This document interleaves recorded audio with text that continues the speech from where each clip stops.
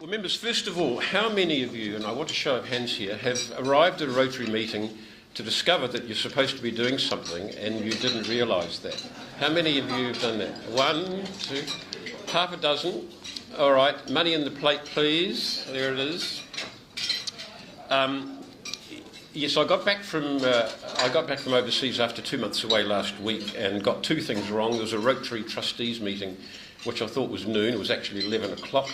And I didn't realise I was sergeant today, so we're going to wing it. And so what we're going to do is we're going to, first of all, honour a couple of people who have done extraordinarily well here. The first one is Mark Stevens and Russ Ballard, our golfers, who have done extremely well in the Baffy competition at the Royal Wellington Club. So congratulations, Russ and Mark. We'll just give them a hand.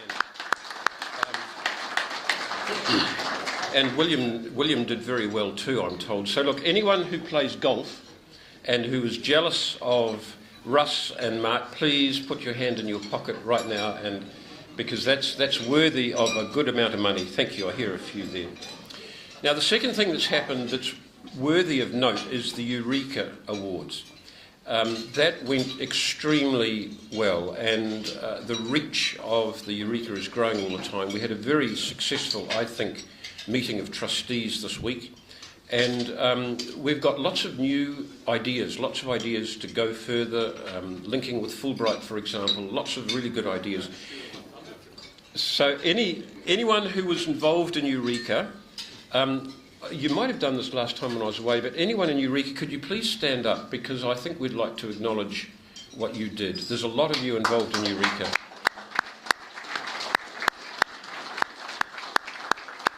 Thank you. Thank you. And as a trustee, I'd like to say a personal thanks to all of you who were involved. Now look, one of the things I did was go visit the Gallipoli battlefield. I wanted to go before next year, before 2015. My great uncle was Dan Curran. Dan Curran was in the Wellington Regiment. He was in the infantry. He landed on the 25th of April, got up Chunuk Bair, got to the top, but his ammunition carrier was killed. His tripod carrier was killed. He still was carrying his machine gun, but no way of firing it. He stayed up on Chunuk Bair for a day and a half and then got booted off by Ataturk, and then down he went, down Rhododendron Ridge, where he managed to reunite some ammunition and tripod and gun, and it was on a place called the Apex in Rhododendron Ridge. We walked exactly in his footsteps and he survived, I might add, and survived. Of the 750 Wellington Regiment that got to the top, 70 got back down again, 10% survival. He was one of them, and then was sent to the Somme after that, where he won the MC. So I followed his footstep exactly. Anyone who's been to Gallipoli, I'm interested how many of you have been or intending to go next year. Can we have a show of hands? Been or intending to go next year. So that's about a dozen. Okay, look, I know you're poor after that, but money in the pot, please, because that is a unique experience, really, to go to Gallipoli. The other thing that is a lot of fun is I'd like to know how many people have been in a hot air balloon. Oh yeah, 1, 2, there's a few. The same people putting up their hands here. Obviously there's a group of adventurers, without looking at anyone particular, Ms. Mayor. Yes. If you've got one on my bucket list was balloons in Cappadocia. And if you've never done it before you depart this earthly scene, I would strongly recommend you think seriously about it. Every day, don't worry about safety.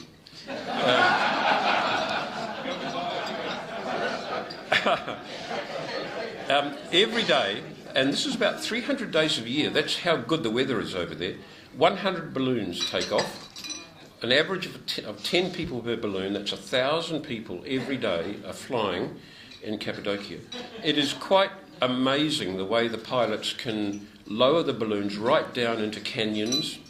Literally, you can almost reach out and touch the canyon wall, and then they will rise up again up to 500 metres, then they go right down into a canyon. It's the most amazing experience, and strongly recommended, highly recommended. The next... oh, yeah, no, it's all... no, yes, you are actually helping pay. I was trying to avoid the question, but honesty is the best policy. The other thing in Turkey is the ancient sites, Ephesus and all those sorts of places. One of my lesser-known hobbies is that I like to collect Roman coins, and I have at least one denarius from every emperor, from Julius Caesar right through to Severus Alexander. That's about 350 years of emperors. It's a lot of emperors. So I'm very interested in places like Ephesus and that sort of places. How many of you have been to Ephesus? That's a lot of people. That's half the club. That's a lot of money, please. I don't hear any money coming in. I'm scoring here. This is for an impromptu. This is marvellous. So Ephesus is fantastic. Now, one of the most important things, and this is, I'm hoping, is going to be a catch-all, is that I'm an engineer, as you know, and there's one or two other engineers in this club, including John Emanuel, who's been a lifelong friend ever since university. We like to get together once every 2 or 3 years and take a villa in France, and there we drink wine, we gossip, tell lies about our engineering activities, and generally swim, but most important, we drink wine. How many of you have drunk any wine, and we do this for a whole week.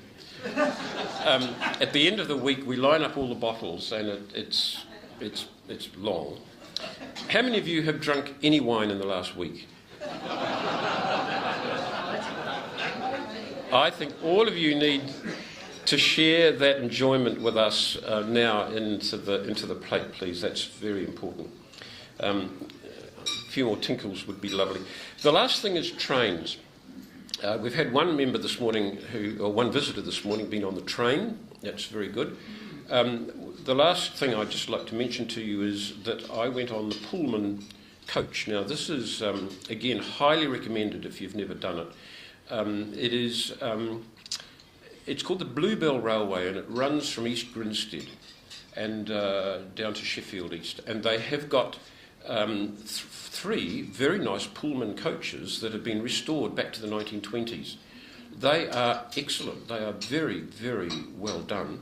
You can have a lunch, and you spend all day on this Pullman coach shuttling backwards and forwards from East Grinstead. But they do it as they would have done it in the 1920s. Highly recommended, with very nice wine, very nice food, and very gentle. It's like a time past that we all would have loved to have enjoyed. So look, if you've been on a train at all, I'm hoping I've caught everybody by now. Please put in a bit more money. Madam President, I think I've hopefully caught everybody. Thank you.